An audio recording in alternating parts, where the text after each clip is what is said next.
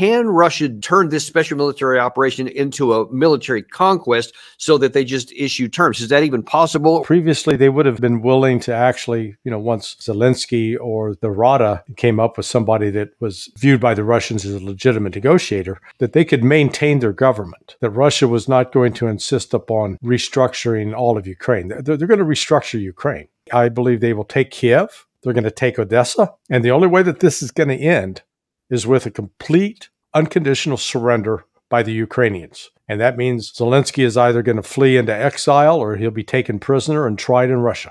Okay, so now that's a pretty radical and bold statement, and I'm curious what you say to the critics who I think with some justification say, okay, this has been 2.5 years and Russia is just making incremental progress here, but you're talking about taking Odessa, Kharkiv, and even Kiev, which would seem to take a lot more troops and a lot more time. What time frame are we talking here? Why could Russia do that now if they haven't been able to do it after 2.5 years? The United States keeps putting these unrealistic expectations on the Russians, and we can't even win a damn war. So, I mean, let's be honest about we're in no position to sit and tell the Russians, hey, here's how you do it.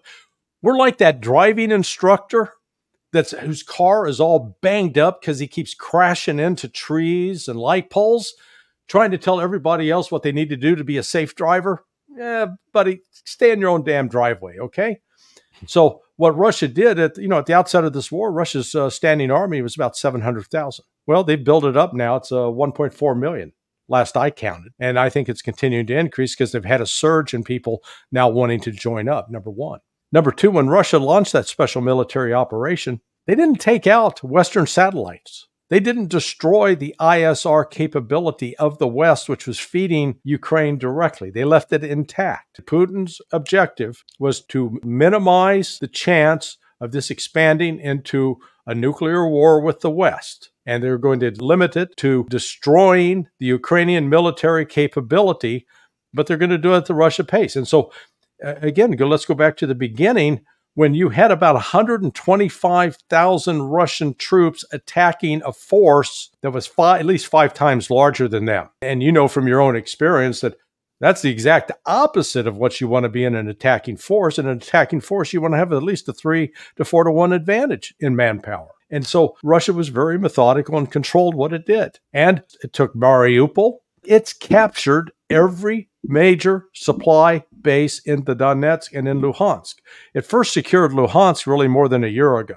Luhansk, the entire republic, was basically secure. It's been Donetsk where the bulk of the fighting has been since 2014.